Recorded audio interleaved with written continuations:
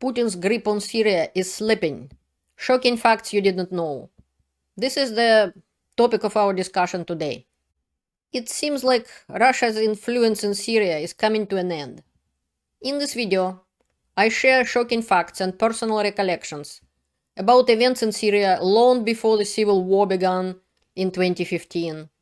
We uncover the facts about Russia's long-standing role in Syria, from the USSR era to the crushing defeat of the Wagner forces in 2018.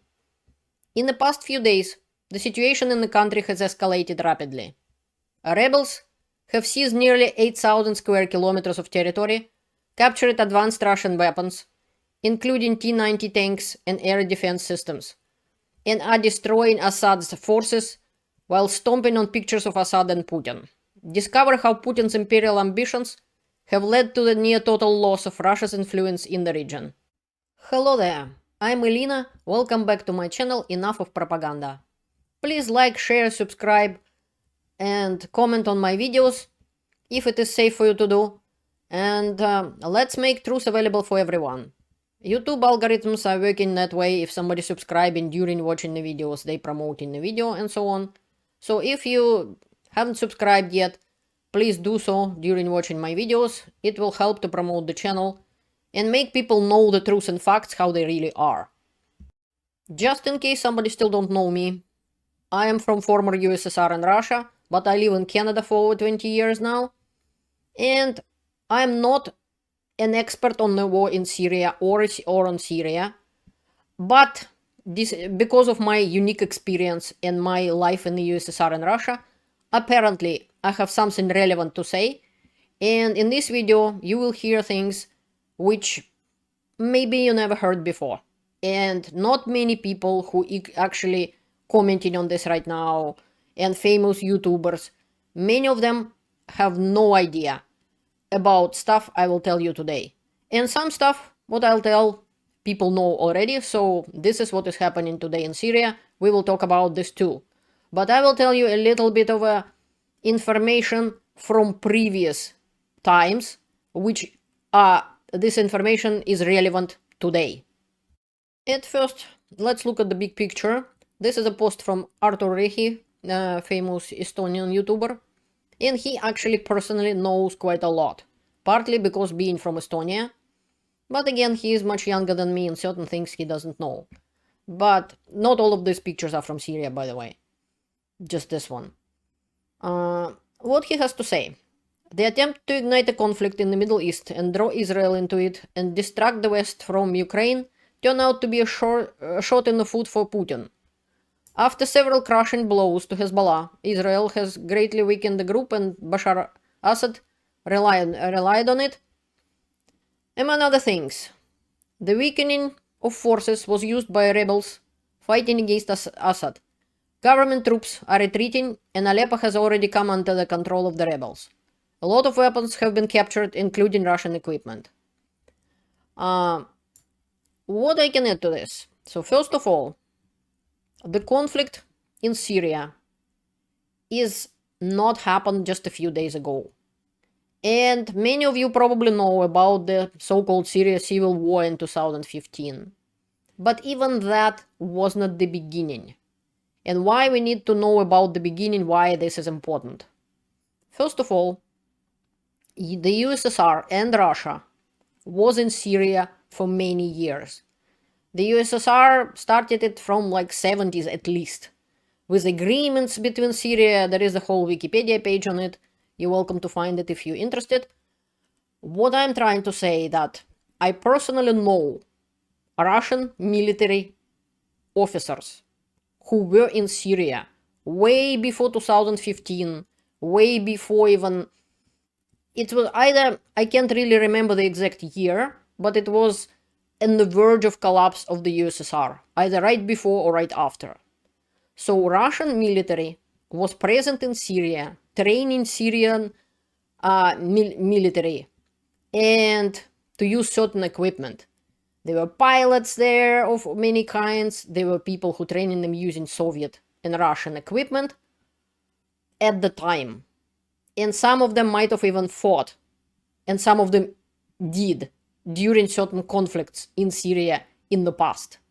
So this is what happened. This is what I witnessed of conversations. I was part of the conversation with some military officers, Russian and Soviet, former Soviet military officers, who literally admitted, and I know them personally, I know they were there in Syria for a while.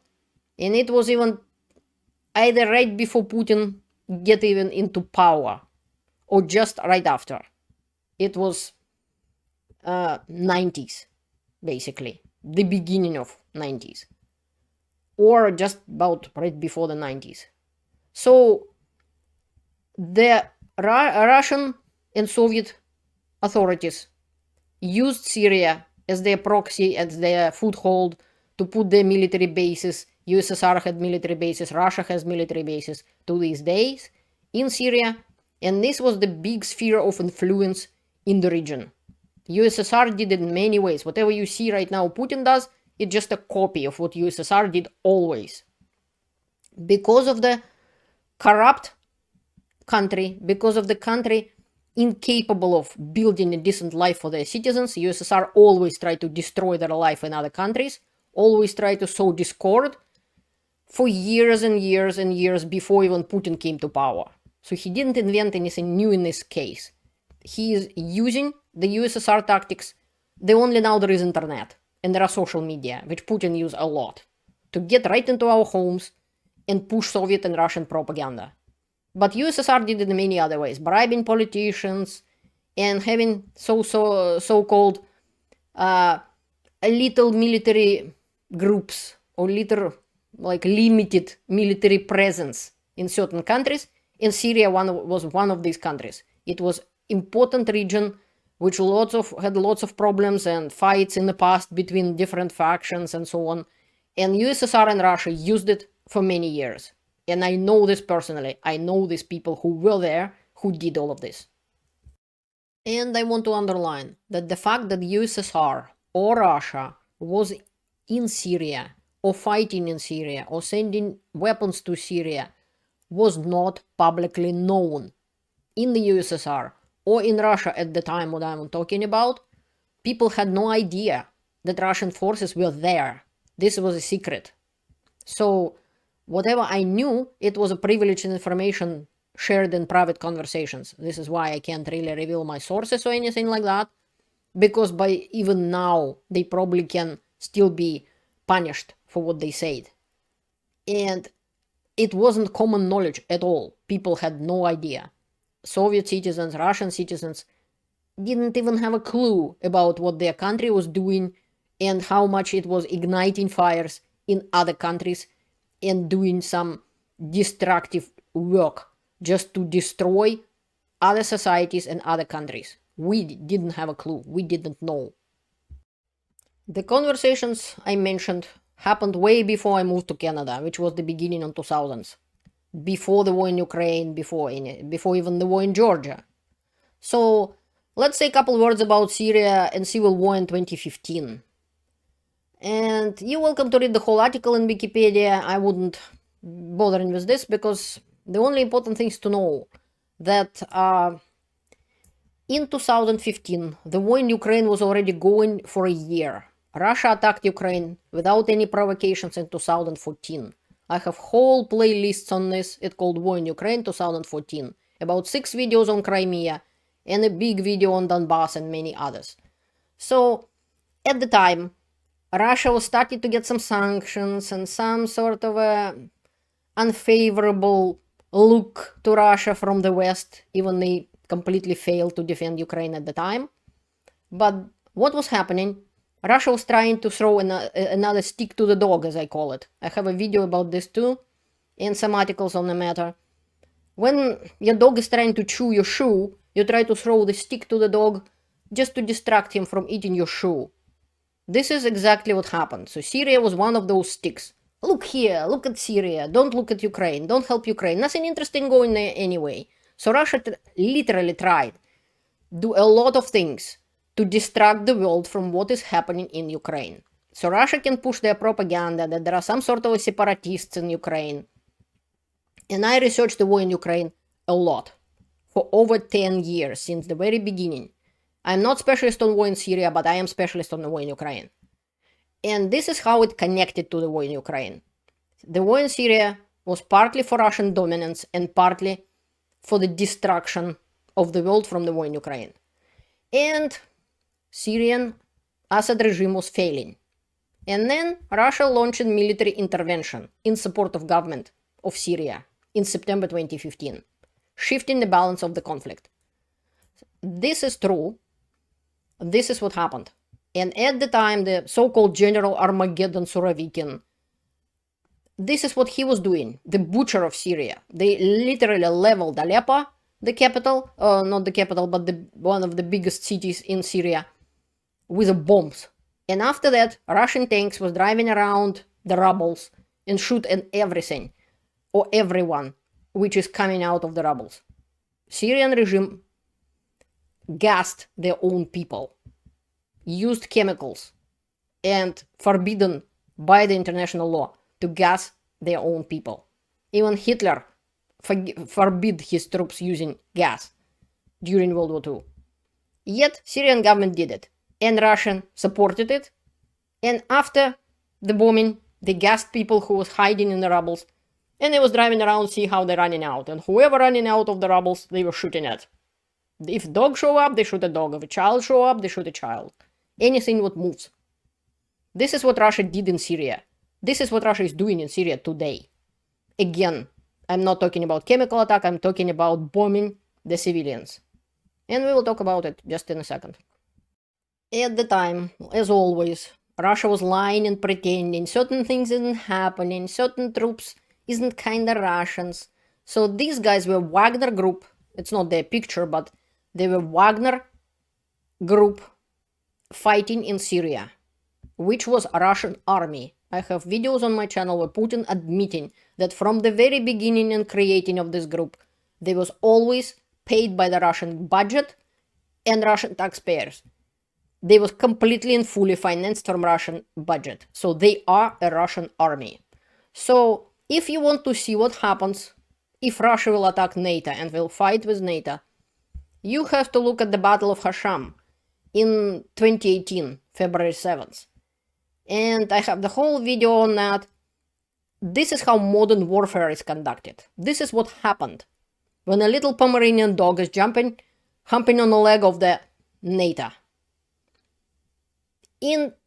This group was wiped out, literally, at the snap of the fingers.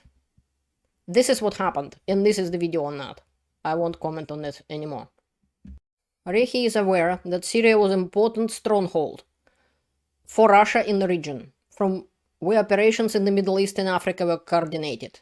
Syria was an important logistical hub, from where Russian weapons and Russian military specialists were delivered, mainly arriving by sea through the Mediterranean Sea, and there was his air base on Khmeimim, which was an important facility. However, due to the war in Ukraine, Russia's ability to maintain control over the satellites has sharply decreased. Syria has also become a kind of retirement for Russian army generals who have shown themselves poorly. This is actually very important because, and Arthur Rehi knows that, many of us didn't. And what I know, Syria basically was a sandbox where the Russian generals who failed in Ukraine and presented themselves as incompetent, wasted a lot of Russian troops, stupid mid-assaults, stupid actions on the battlefield. They sent into Syria as kind of like retirement place where they can't do no harm. Apparently they can. And right now we see that. And he is one of them, General Kisel. He personally distinguished himself with major failures. So basically, after he failed to take Kharkiv, he was sent to Syria. Loss of Syria, if Russia will lose there, and they are losing right now, well, will show everyone that Russia no longer has the strength to keep them in its orbit. And now, struggle for power and independence started. It's already begun. And Putin is upset, because if he loses the hold on Syria, Russia lose all the influence in the region. According to Syrian state TV and several other sources I watch, Assad regime in Aleppo fall, and basically Assad ran away to Moscow, not just by himself but with all his family. And dictator Assad isn't Zelensky from Ukraine. He didn't return to Syria from Moscow. And basically his bureaucrats also quickly trying to evacuate themselves to Moscow. And Russian army is running together with Syrian army. This is Aleppo, second largest city in the country, 2.1 million people. And in 2 days of operation, it fall. And as I said, Assad is in Moscow begging Putin for help and to return. This is police headquarters taken in Aleppo. Syrian rebels have been releasing prisoners in Aleppo. As Jason J. Smart said, when dictators fall, it often comes suddenly and with dramatic effect. This was Aleppo post from November 29, and completely and totally Russia and Assad troops they ran away and left Aleppo. They couldn't defend Aleppo. Assad's biggest military defeat in 13 years of civil war and Russia's biggest setback in the Middle East since intervening in 2015. It turns out that we can actually beat the CCP Russia-Iran axis of evil if we just try. Meanwhile, Russian troops are running away and rebels capturing Russian military vehicles, at least 3 T-90A tanks, for example, or even Panzer system of air defense and certain air defense systems. This is the Russian equipment captured by Syrians. Putin wanted Kiev in 3 days, but Aleppo fell in less than 3 days. These are Russian army troops are running away. Russian military is closing all its bases in the provinces of Aleppo, Hama, and Deir ez-Zor, and fleeing to Khmeimim air base on the Mediterranean coast, according to Jason J. Smart. Assad regime troops are retreating in chaotic manner, abandoning heavy weapons given them by Russia and Iran. Who is next to fall, Putin or Ayatollah? I wonder. Meanwhile, Russia, who can't do anything on the front lines, bombing by warplanes a school in the village of Parkia in Idlib countryside in Syria. There are civilian injuries, and there are proofs that school was bombed. Exactly what Russia did in 2015. This is what is happening. This is the hospital bombed in Idlib. You're welcome to watch this video yourself. This is Helsinki Commission posted again. I had some videos about them. So Russia has unquestionably committed crimes against humanity in Syria. One of the most evil things they did, which Russia does in Ukraine, too, are double tap strikes. They hit an area when the medics arrive to help, then strike the same spot again to kill them too. And yes, they did it in Syria, they did it in Ukraine. They practiced on Syria how to kill people effectively. And they're doing exactly the same thing in Ukraine. And again, they're doing exactly the same thing in Syria right now. Putin can't help Assad anymore. That's another result of the special military operation, or SVO as Russia call it, in Ukraine. Millions of dollars, the money of naive Russians who were thrown to help the Syrian friend cut throat, were uselessly flushed down the toilet. In principle, everything is as usual, so Putin can't even help Assad anymore. So this is where Russian taxpayers' money went, to help prompt Syria's bloody dictator. And now it's all gone. So Russia is again bombing Aleppo. This is what Garry Kasparov has to say, the famous chess player and Russian oppositional leader. Russia murders everywhere. I agree with that. No US campus protests, however. Had Obama upheld his red line on chemical weapons, Assad would have been gone a decade ago and Putin would have been deterred in Ukraine. But Putin sent fighter jets and Obama sent John Kerry. Guess who is still there? I can't say that I agree with Kasparov on everything, and even in this, but this is the fact. The world, and not just some president of the United States or another, failed to deter Putin. This is all Putin's doing, and there will be more of this. They attacked Israel on Putin's birthday in the previous year. Syria, everything. So there would be more and more little fires, and Putin will throw the stick here and there. Look here, look over there. Don't look at Ukraine. Don't help Ukraine. Forget about Ukraine. Look over here. Look what's happening there. This is what Putin's goal is. Of course, this particular attack by rebels and who is basically a proxy from Turkey, for Turkey, and Turkish leader Erdogan. Russia is now very upset with him, very, very upset, because, in their mind, he betrayed his buddy Putin and make his proxies to fight the war and capture that much territory. Which is, in fact, Turkey never was a Russian ally. They just doing whatever is better for them and using the situation. And the point is, there are different factions in Syria, and they fighting the Assad regime. This is what is happening in Syria right now. This is what Ukrainian Defense Intelligence reports. That Russian militants are demoralized by the success of opposition forces in Syria. The armies of Assad and Putin are suffering losses, with soldiers chaotically retreating from their positions, abandoning weapons and equipment. Military political analyst Alexander Kovalenko clarified that so far the rebels have captured as trophies at least 3 T-98 tanks, and as I said, several anti-aircraft things like Panzer, for example, and so on. So basically,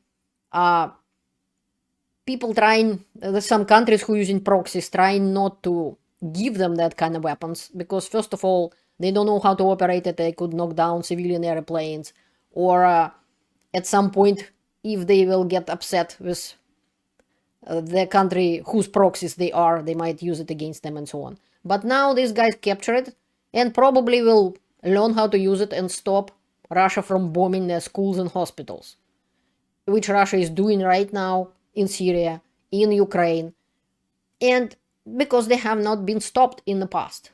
As to Syrian opposition and so on, not being a specialist, I wouldn't comment on this too much. But there are different factions, as far as I understand. Some of them really the bad guys, basically ISIS, and so on. But this time they kind of unite and talk to each other and kind of conducting common operation for the common goal. If Putin will succeed to split them up or just level Syria with bombs, which I don't know where he will get that many bombs and that many planes. From Ukrainian front. So right now Russia is thinking how to take troops, where to get the troops to send to help Assad when they have that much problems in Ukraine and in Russia itself in Kursk region. Here is a fantastic post from Professor Preobrazhensky Twitter channel. It's not a real person, Professor Preobrazhensky, it's a literally book character. But he's writing really important posts, and most of the time he's quite right. So the lesson to be learned. Once again, we see another geopolitical success of the great Putin, this time in Syria. 10 years ago, well, I could say it's way longer than 10 years ago, but this is what he is saying. Russia entered Syria on Putin's initiative. And here is the result. Today Syria doesn't exist either as a state or even as a country. There are dozens of armed groups operating in the country, many of which are completely cannibalistic. One of these Islamist groups actually took Syrian largest city Aleppo in 3 days. At the same time, Syrian President Assad abruptly ran away to Moscow even before the Islamists entered Aleppo, which is second biggest city, I would add, in Syria. Although Damascus, where Assad sits, is 350 kilometers away from Aleppo. That is, Assad is not only the head of the state, he is not even Putin's puppet. He is simply a zero without a stick. Well, zero with a stick would make 10. So that's what he is implying. It's a Russian kind of saying. Syria simply doesn't have an army at all. Since Friday, it has been running away from the Islamists even faster than Assad. They were counting on Hezbollah, but it has been pretty much decimated by Israel in recent months. At the same time, Hezbollah, recognized throughout the normal world as a cannibalistic terrorist organization, has felt at ease in Syria all these years. Hezbollah terrorists were actually arming themselves, receiving equipment from both Iran and Russia in Syria. The situation in Syria is influenced by anyone: Russia, Turkey, Iran, sometimes even Israel, but not Syria itself.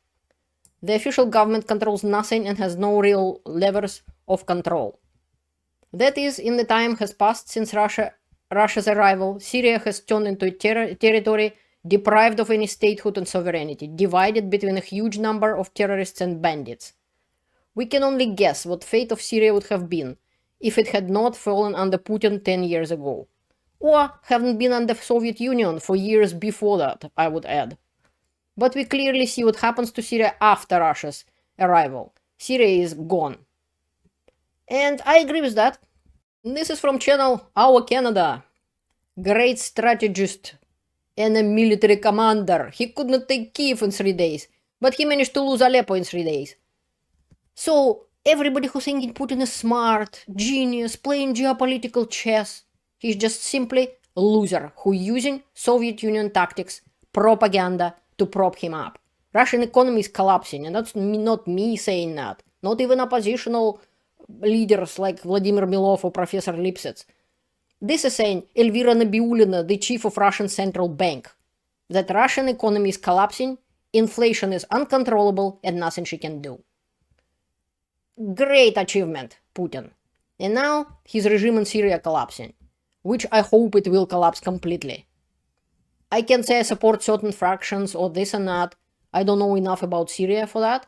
But Russia losing in Syria is a good thing for Syria and for everybody else. And every other country, Hungary, Slovakia, and any other European country who admiring Putin, and the United States with your new elected president, who is admiring Putin and thinking Putin is smart. This is what Putin and Russia and Soviet regime bring into every country. Good luck, Russian trolls, to prove me wrong. Show me any country whose economy and life is better than the United States, than any democratic country in Europe, even Hungary. And any country. Venezuela measuring their money by kgs and have to carry on a luggage suitcase as a wallet. Syria, I just told you what happened in Syria. In any other country of Soviet influence or Russian influence who did not become democratic and build their own life, this is what their fate is and will be. Good luck appeasing Putin, continue appeasing Putin. This will happen in many other places because Putin cannot build good life in Russia. He can't. Russian economy already turned into military economy. So the only chance he has is disrupt life in our countries by creating chaos in any way he can, by using existing problems or creating new ones. And Syria is an example. This is what happened when Russia interfered and Soviet Union. And by the way, right now problems are happening in South Korea. And this is the Jake Bro, famous YouTuber who actually lived in Korea for a while, in South Korea. So this is what he has to say about this. So another distraction from the war in Ukraine. Let's see what will happen after that. Learn the truth and stay informed. Thank you for watching. See you later and have a great day.